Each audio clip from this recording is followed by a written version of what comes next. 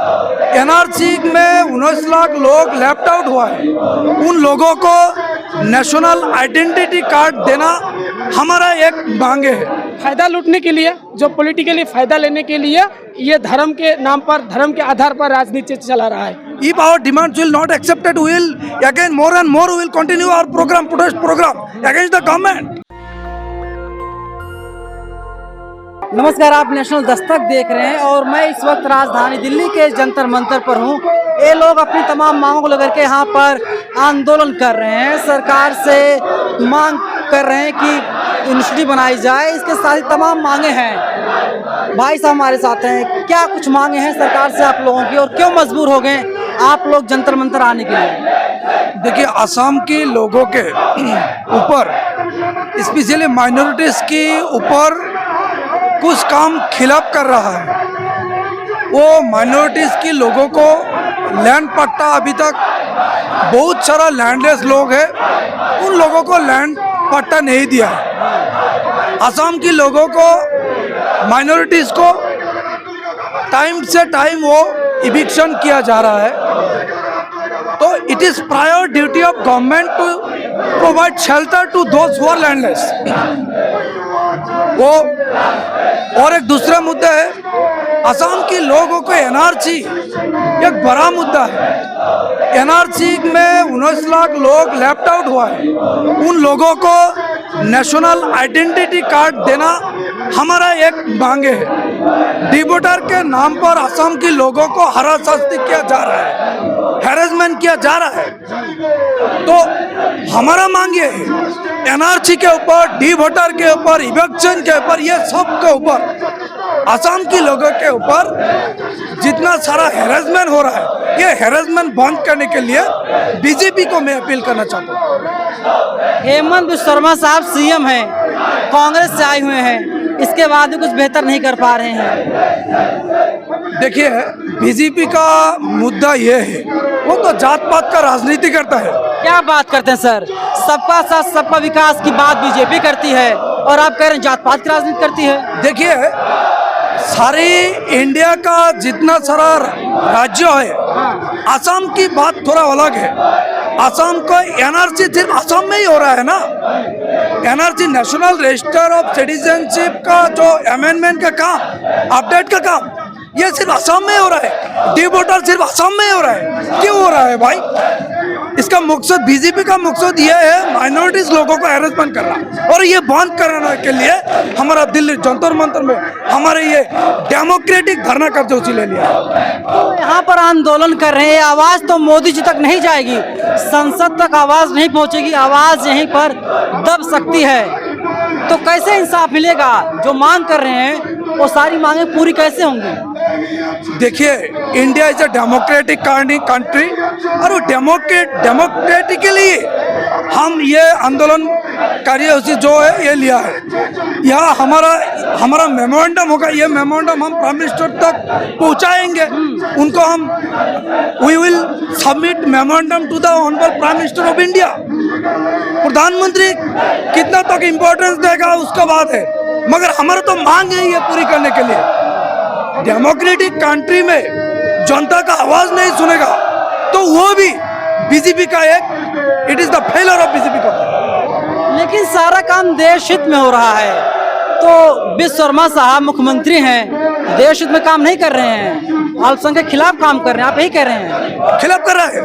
देखिए, असम में मद्रासा डिमोलिशिंग कर रहा है। Madrasa education one clause is there in Indian constitution. Article 30 of Indian constitution has given every citizen to establish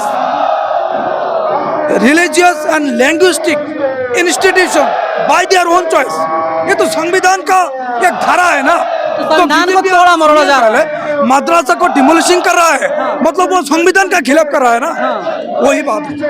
BJP संविधान के खिलाफ है। बीजेपी माइनॉरिटीज के ऊपर खिलाफ कर रहा है, मद्रासा तो डिमोलिशिंग कर रहा है, वो भी संविधान का खिलाफ। अच्छा, क्या आपको लगता है केंद्र सरकार के कहे के हिसाब से हो रहा है या जो वहाँ के मुख्यमंत्री हैं विश्वकर्मा साहब उनके कहे अनुसार हो रहा है?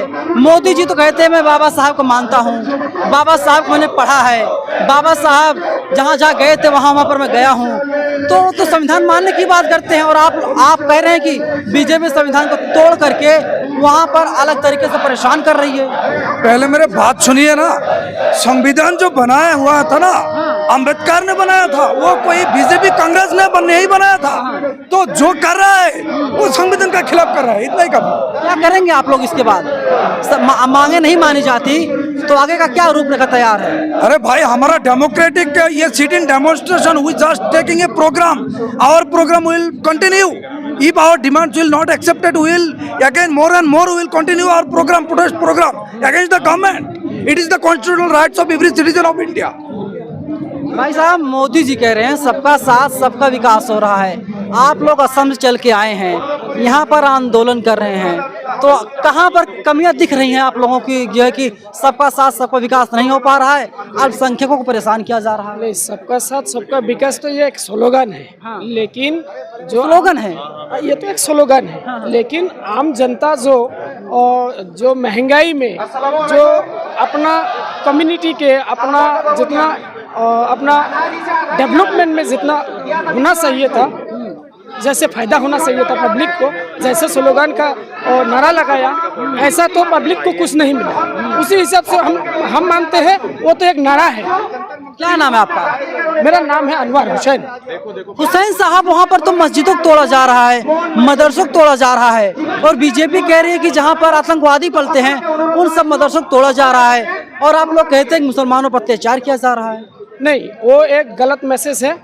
ऐसा मुसलमान समाज ने कभी भी और मुसलमान दल संगठन जितना है कभी भी कोई गलत काम पे करने नहीं देता है गलत काम, और हमारा उसमें कोई मुसलमान का कोई ताल्लुक नहीं है। ठीक है, वो एक बीजेपी का एक एजेंडा है, उसी एजेंडा को लेके एक धर्म के नाम पर एक राजनीति कर रहा है, और उसी राजनीति का किसी को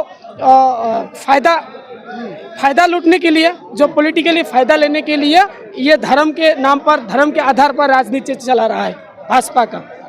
वो मद्रासा में कोई टेररिस्ट, कोई उग्रपंथी है नहीं, और इस्लाम ऐसा कभी देता नहीं है। हुकूमत कह रहे हैं सर्वे कराने के बाद जहाँ पर निकल रहे हैं कि मदरसे में आतंकवादी पल रहे हैं, जहाँ पर गोला बम बारूद बरामद किया जा रहा है, उन मदरसों पर बुलडोजर चलाया जा रहा है। जी, ये एक गलत मैसेज है। कभी भी मदरसा में कोई उग्रवादी नहीं रहता है। बहुत बड़ी बात बोल रहे हो सर, केस हो जाएगा, जेल जाना पड़ेगा, यूएपीए लगेगा आपके ऊपर। नहीं, मदरसा में कोई उग्रपति नहीं रहता है। ठीक है, और मुसलमान समाज ने वो कभी भी हुकूमत नहीं देते हैं। हाँ, कोई गलत काम करे, गलत काम में जुड़ा रहे, ऐसा काम मुसलमान ना धर्म देता है उसको अनुमति, ना समाज देता है, ना कोई दल संगठन देता है। हम हमेशा कहते हैं एकदम अच्छे से रहो, देश में देश के तरक्की करो, देश को फायदा होना चाहिए, देश को आगे ले जाना चाहिए। इधर देखिए, मैं दिखाना चाहूँगा स्टॉप डिमोलिशन ऑफ मदरसा इन असम। असम में जो है मदरसों को तोड़ा जा रहा है, बुलडोजर चलाया जा रहा है, बुलडोजर नीति के तहत। देखिए, दो लोगों से हमने बात किया तो उन लोगों ने साफ एक क्लियर कर दिया कि जो है कि असम में मदरसों को तोड़ा जा रहा है, लेकिन बीजेपी राजनीति कर रही है, बीजेपी मदरसों को निशाना बना रही है, जबकि वहां पर ना तो आतंकवादी पल रहे हैं, ना तो वहां से गोला बम और बारूद बरामद किया जा रहा है। एक तरीके से बीजेपी का प्रोपेगेंडा है, बीजेपी साजिश तहत इन सब कामों कर रही है। और फिर से एक बार मैं भीड़ को दिखाऊंगा, ये देखिए तकरीबन सैकड़ों की संख्या में लोग आए हुए हैं, असम से आए हुए हैं, और ये लोग गुहार लगा रहे हैं केंद्र सरकार से, और जो मुख्यमंत्री हैं असम के हेमंत बिश्व शर्मा, उनसे भी मांग कर रहे हैं कि मुसलमानों को परेशान ना किया जाए, मुसलमानों को अलग तरीके से परेशान करने का काम किया जा रहा है। जो प्रवक्ता हैं, जब उनसे बात किया तो उन्होंने कहा कि बीजेपी राजनीति कर रही है, बीजेपी हिंदू और मुसलमान में बांटने की कोशिश लगातार कर रही है।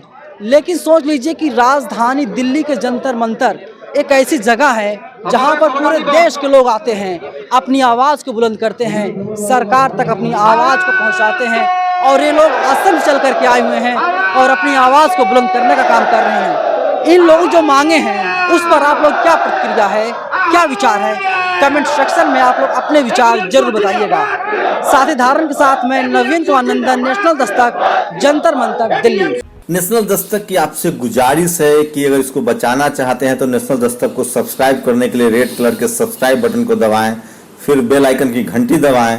नेशनल दस्तक को बचाने के लिए बहुत जरूरी है कि हर खबर को शेयर करें, लाइक करें, कमेंट जरूर करें।